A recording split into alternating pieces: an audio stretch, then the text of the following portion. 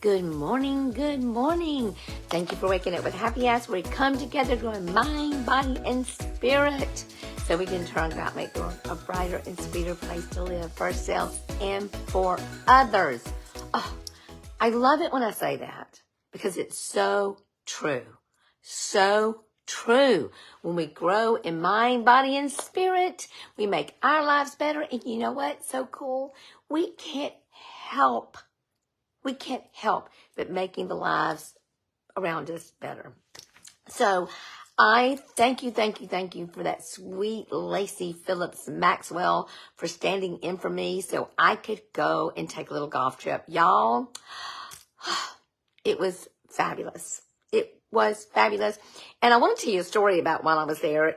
I don't know if it really equates to anything because I do have a lesson today that I want to talk to you about. In fact, I asked you a question. Let me go ahead and ask you the question. And then we're going to get around to this question because it is such an important question. You know what? And I got this question straight from the book Savor, which is one of my devotionals I read by Shauna Niequist. She's amazing, amazing. So the question was, is there anything in your life you've been talking about but not yet living on a deep level? What step could you take today towards, this is the key word, practicing, not just talking? Practicing, not just talking. I think in life we think we got to get it all right before we get started.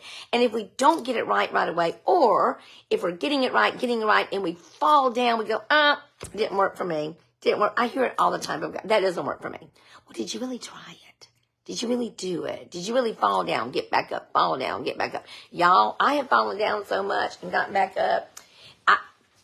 Gosh, that would be cool if that was an exercise. Falling down, getting back up, falling down, getting back up. But yeah, that has been so true in my life. So I want to tell you a fun little story about my golf trip. Oh, let me tell you this story first because this is really cool. So I shot a 93 on the Oaks golf course. And I don't know what was happening that day, y'all, but I was on fire. And I would have shot even better because I had 4 triple bogeys. 4 triple bogeys, y'all. For those of you that don't play golf, that's 3 over par. That is not good. That is not good. 3 over par. I did it on 4 holes. So you would think that since I had 4 really bad holes, I wouldn't have a good round, right? Wrong. I was proud of that 93 because it's under 100. It's hard to shoot under 100. So in fact, 50% of golfers don't shoot under 100. 50% do. Put it in the positive light. So I just, that was so much fun. But this is a funny part of the story. So when we're making our appointments to go or making our decision to where we're going to go play golf, we knew some of the tried and true places that we love. So we were going there and the Bridges, Grand Bear, we love those. And so we wanted to try something different. Went to the Oaks, which we loved. That's where I scored 93. Thank you very much. But there was another one, and I'm not going to tell you the name because I don't want to speak disparaging about anything or anybody. But when I called to make the appointment, I asked for the rate, and they said, well, it's senior day today. And I said, what's senior? They said, anybody 55 or older. I went, ooh, well, I'm overqualified as a senior. I'm way overqualified. So they said, but it's going to be $30. And I looked at Kay, and I said, Kay, a golf course that charges $30, you can't pay $30 to play putt-putt, probably. I said, a golf course that charges $30 has got to be yucky. I mean, really gross and yucky. There's no way you've got a golf course that's that much money. So we talked to a few people, and they said, oh, yeah, it's nice. What they failed to tell us is they went 30 years ago. 30 years ago. Lot can happen in 30 years, y'all. Lot can happen. So we drive up, and the neighborhood's beautiful, but we drive up to the golf course. The lawn is not cut. There's weeds growing. We walk into the clubhouse. It is the nastiest carpet I've ever seen in my life. I'm talking, oh my God. I mean, nasty. There's holes in the wall. The girls are dressed in like tattered blue jeans with crop tops. They're not even real crop tops. They just made them a crop top. I mean, it's rough looking. The clubhouse is the nastiest club. Went in the ladies' bathroom, and obviously they weren't expecting any ladies. They were using it as a storage closet. There was just junk everywhere, and you had to kind of walk around to get to the bathroom. There's still Christmas decorations in one of the toilet areas. So it was bad. And you know what? Everything inside of me was going, Karen, leave, leave, leave. If this clubhouse looks this bad, the golf course has got to be bad. Got to be bad. And sure enough, we went on the golf course. We lasted 5 holes. 5 holes. It was so bad. But this is what's so crazy. The greens were beautiful. The greens were beautiful. And had I seen just the greens, I would have thought the whole place was wonderful. But it wasn't. It was horrible. We left, and I was so sad. So that messed up my second round of golf that day. Don't know what the story is in that, but I just wanted to tell you that story. So from now on, I'm going to trust my gut. When I see something is not what it appears to be, or it is what it appears to be, and I go expecting something different, shame on me. Shame on me. I want to write them a letter, tell them, what are y'all thinking? But no. I'm not going to do that. I'm leaving them alone. They can just be happy in their mess. I'm going to write letters to all the places I went that were amazing, that were wonderfully amazing. That's what I'm going to do. And, of course, we didn't get around to any of the things I want to talk to you about today, but we are going to talk about this again tomorrow. What is tomorrow? Tomorrow is Friday. Right, tomorrow is Friday.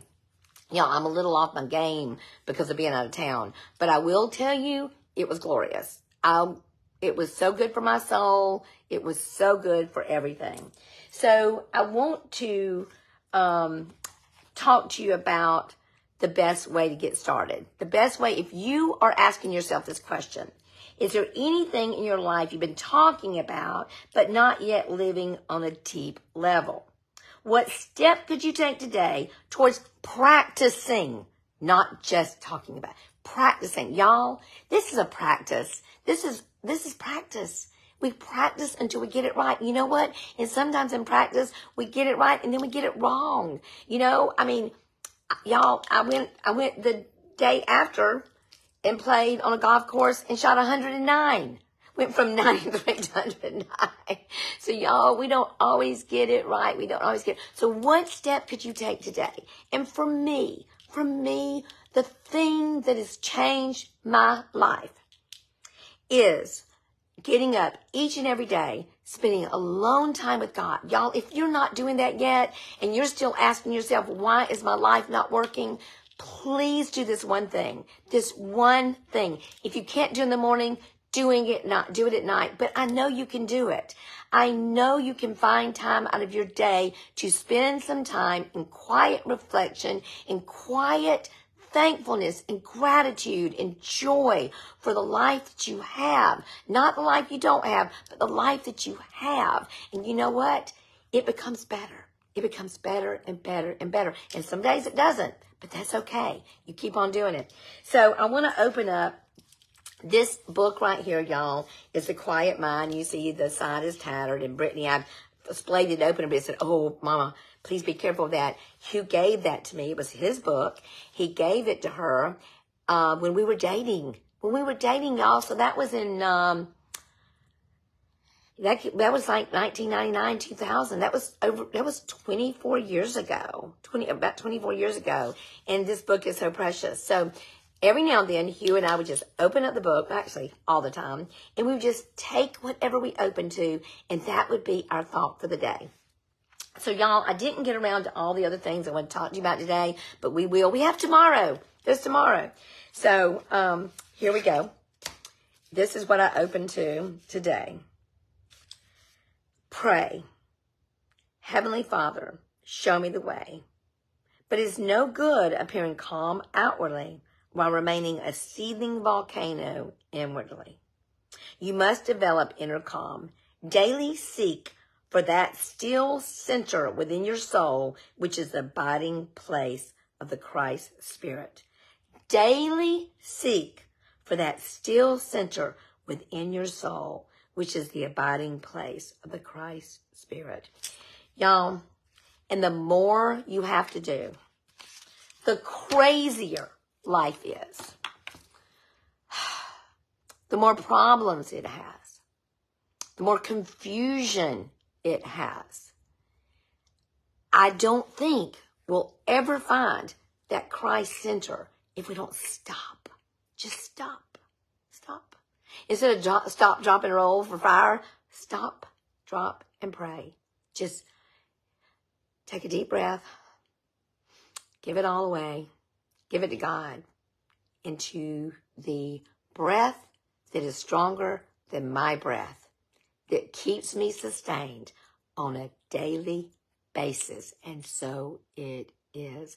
Y'all, I love you with all my mind, heart, soul, and body. And I'm so thankful to be here with you. And I'm so thankful you were so kind and gracious and let Lacey fill in for me so I can have a much needed golf vacation. It was heavenly, heavenly. And I can't wait to see y'all tomorrow. We're going to talk about talking to yourself. What do you say when you talk to yourself? Let's work on that. Be sweet, y'all. Bye.